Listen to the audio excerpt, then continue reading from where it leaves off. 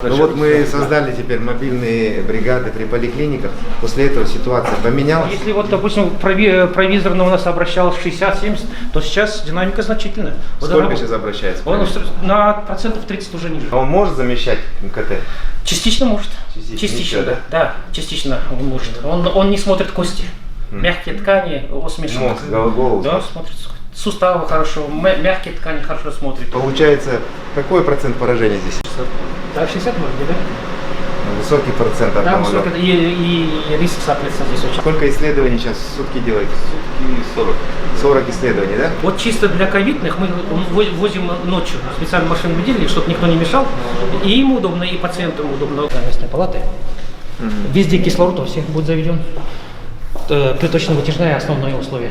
И причем индивидуально она будет приточена не общая, а каждая палата будет выходить вверх с обеззараживанием.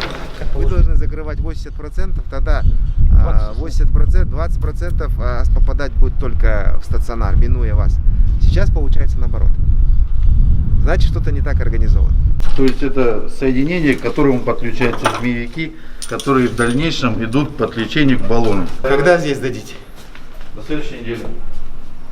Вы сюда потом переместите, да? Мы сюда будем тяжелых собирать, всех тяжелых. Вот у нас сейчас в этом здании 38... Сортировка будет у вас. Сортировки, они сразу будут сюда идти. То есть мы здесь создадим палату интенсивной терапии, сейчас мы сюда реаниматолога. Фактически это будет реанимационное отделение здесь уже.